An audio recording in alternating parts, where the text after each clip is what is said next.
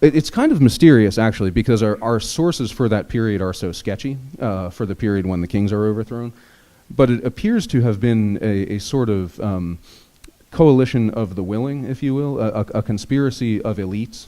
It was basically the elite of the elite families got together and decided that the time had come for the kings to be expelled. And with popular support, they were able to sort of mobilize popular support to expel the kings and establish themselves as the new fathers of the city, as a new oligarchy. But then it's interesting because they were very, very jealous of that pedigree, of that designation. All right. So even a plebeian who was enormously accomplished and well-connected and married well and all of that could never become a patrician. Later on, when things were opened up, it was, of course, wealthier plebeian families who were admitted to the senatorial class. So you have plebeian families that are admitted to senatorial rank, but then they become jealous of their position in the aristocracy, right? And this is why in the 1st century BC, equestrians are so important, because the equestrian class were men who had become wealthy by mercantile means. And they were, some of them wanted to join the senatorial class, some of them didn't, because there were actually laws that prevented senators from engaging in commerce. So the equestrians emerge as a kind of a distinct power player in the politics of the 1st century BC. Dr. Rice? The phrase "in the fullness of time," that's in the gospel, right? Yes. Yeah. Now you're going to get mad. It's in the Gospel of Luke. Yeah, it's in the infancy narrative. Yeah. Well, that's very early, of course, and it seems like it already has this a piece, if you will. Mm-hmm. From later Christian historians that this was providential to all have to come together at this time. Right, and I think that's why the Roman Martyrology lists not just events in Roman history, but it also lists the Olympiad, but it also lists the creation, the flood, the time of Abraham, the Exodus, the time of, I think it lists David, I don't have it in front of me, but it also lists the prophecy of Daniel and the references in the book of Daniel to the coming of the Messiah. So what you have is, in the fullness of time, is a coalescence of Israelite history, salvation history, and the promises to the chosen people, coalescing with events in the Roman world in a way that Christian historians see as positively the work of God. Yes, sir.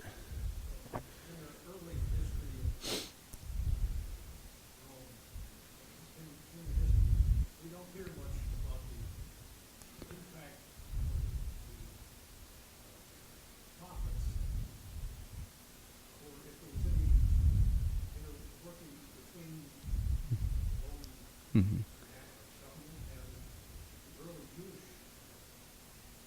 Yeah, no, there isn't. So the foundation of the Republic and the expulsion of the kings, it occurs roughly around the time of the building of the Second Temple. So Second Temple Judaism under Cyrus, the Persian emperor, the Persian Shahanshah. Second Temple Judaism is being founded right around the time the Roman Republic is being founded. And so you don't get contact there for a long time because the Roman Republic is very small and very provincial. And the Jews in the Second Temple period, at first, they're much more in the Persian sort of political orbit.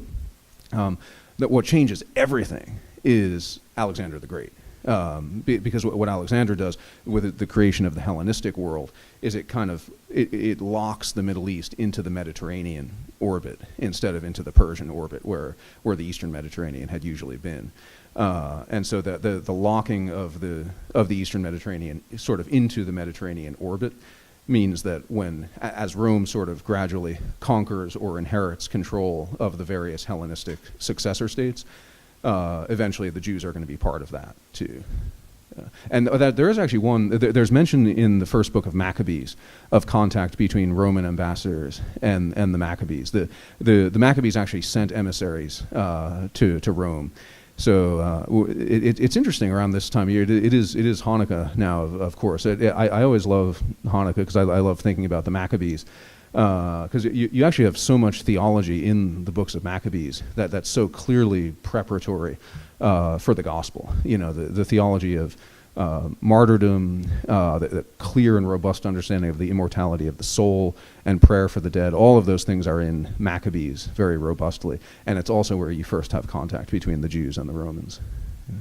Canaanites were very powerful at one time. Is that also before Rome really got? Correct. Yeah, that would be long before. Yeah. Yes, sir.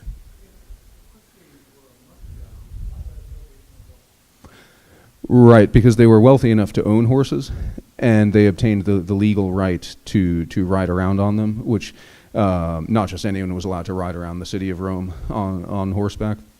So that's where the name comes from, equestrian. Yeah.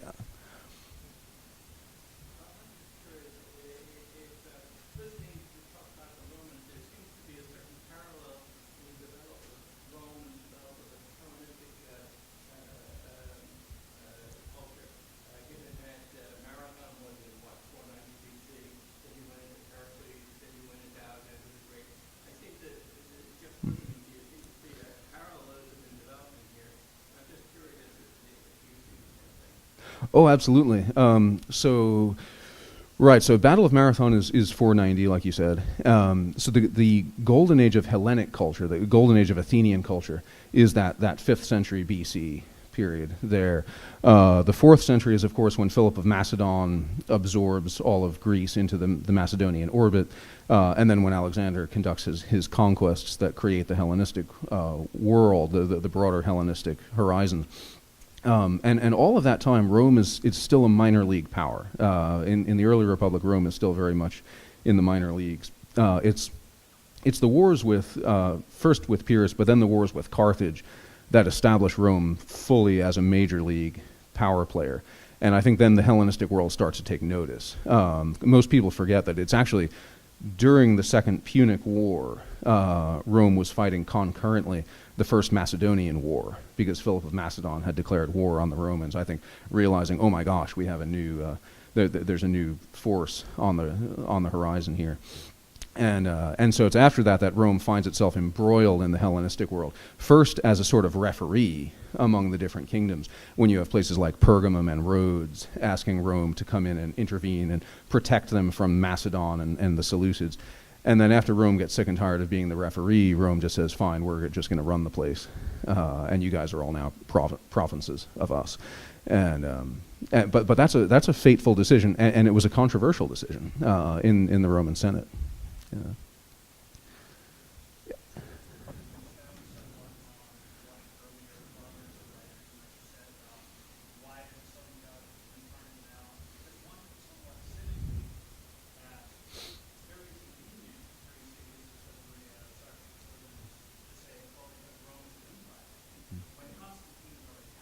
Right.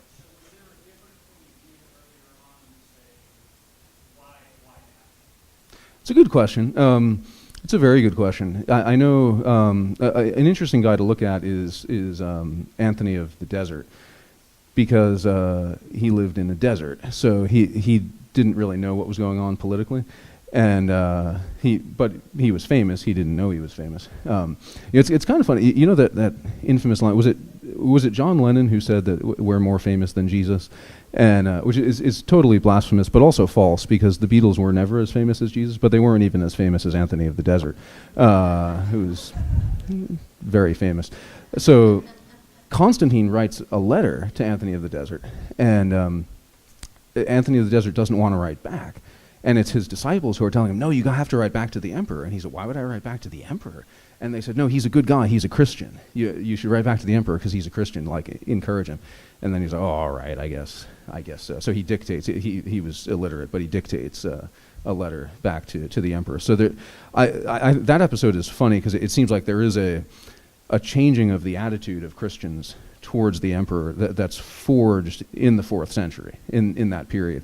And guys like Eusebius of Caesarea play a deliberate role in kind of crafting a new Christian understanding of imperial power and of imperial institutions, with which Christians had always been slightly uncomfortable, or on the receiving end, either on the receiving end of persecution, right, or simply trying to navigate their way in a society in which they were a tiny minority. I think one thing we have to keep in mind is that, what percentage of the Roman Empire is Christian in the year 100 AD? It's single digits.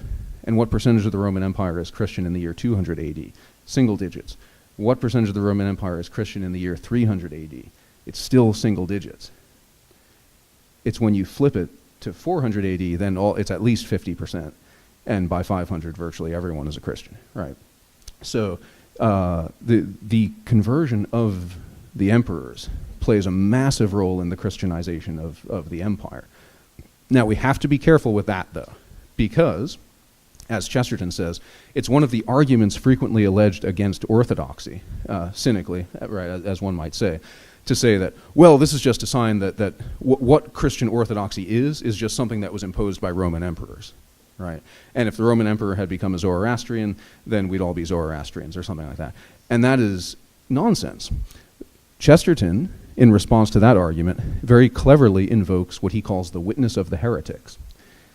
He says you can't explain Christian orthodoxy as a product of imperial Caesaro-papism, because if it were, we would all be Arians.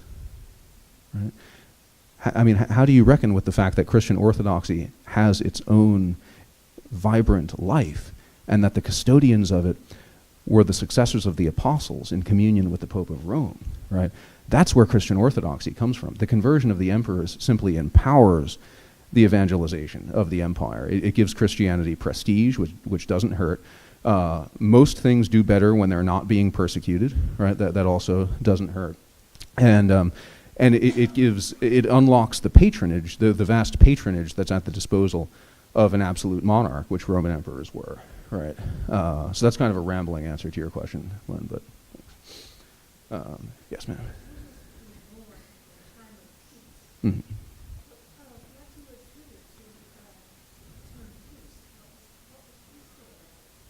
What was peaceful was that all the civil wars that had characterized the life of the Mediterranean world during the late Republic had ended. The Romans had a temple, the Temple of Janus, which was always open during time of war. And I think it was open continuously throughout the entire history of the late Republic until after the Battle of Actium in 31 BC, because there were no more wars to fight. The Mediterranean world was under the hegemony of Rome. It was united under Roman rule, and so Rome had, border skirmishes and things like that. They were always concerned about the frontier with the Parthian or Sasanian world on the one hand, the Rhine and the Danube frontiers, the Atlas Mountains.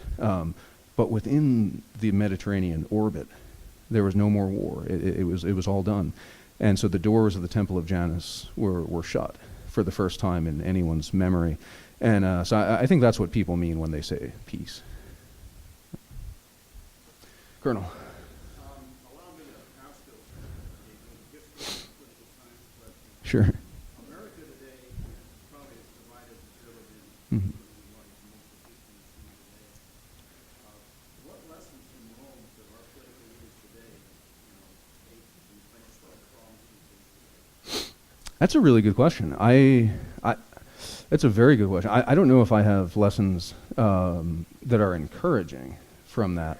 I think one of the lessons that I always take away from the history of Rome is that you can't always stop the tide of change, right? But also that the tide of change often reverses itself in unpredictable ways, right? Nature reasserts itself. Reality has this obnoxious tendency to reassert itself, right?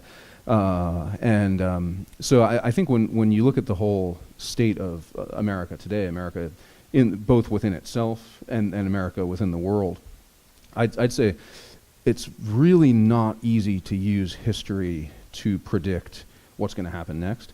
I do think it's interesting how complex the history of Rome is and how rich it is politically, because Americans always look to Rome for analogs.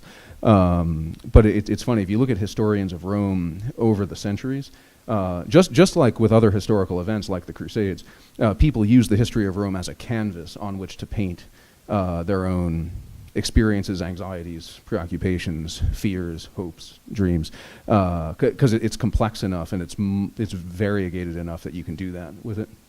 So, yeah, I'm sorry I don't have a better answer, but you're right. America has changed a lot. I think the America, it seems to me, just impressionistically, that the America of today is very, very different from the America of, say, even 20 years ago.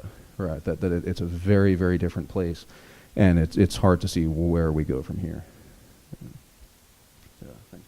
You want to? Do we know much about the relation between Rome and Israel kind of politically? Oh, yeah. Are they getting along? Yeah, that's a good question. So Rome was present very much as a foreign power in Palestine at the time of Christ. So Rome was present basically in the form of the army and the tax collectors, right?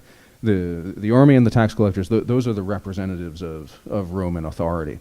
And it's interesting, you see how Jesus interacts with them. He seems to respect Roman power. He even says to Pontius Pilate, your power was given to you from above.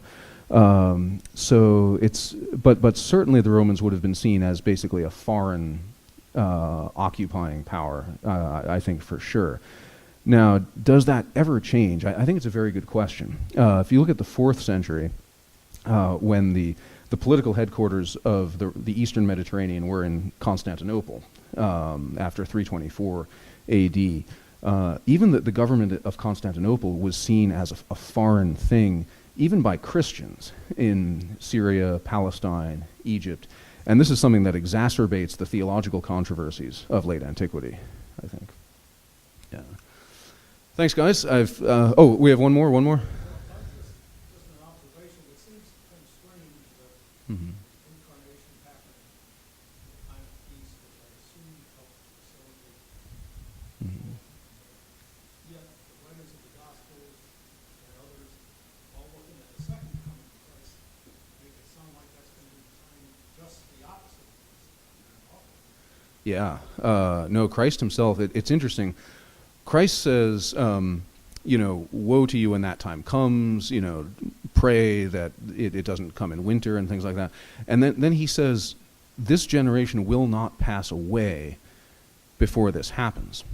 So he's talking literally about the destruction of Jerusalem, the Roman destruction of Jerusalem, the despoiling of the temple. And it's a horrible, horrible thing that the Romans do to Jerusalem. And Christ says this will happen within a generation. And a generation, in Jewish terminology, a generation was 40 years. That's why the Israelites were in the desert for 40 years, because the generation that came out of Egypt was found unworthy, and they had to die in the desert. And the promised land was given to their sons. So the generation that will not pass away in a literal sense is the generation that lives to witness the destruction of Jerusalem. But many, many things that Christ says have a double meaning, very clear double meaning. And so he's also talking in a different way about the final judgment, the end of the world, the parousia, the coming of the Son of Man, which is going to be dreadful. And it's not going to be like the first coming of the Son of Man. So, thanks, guys.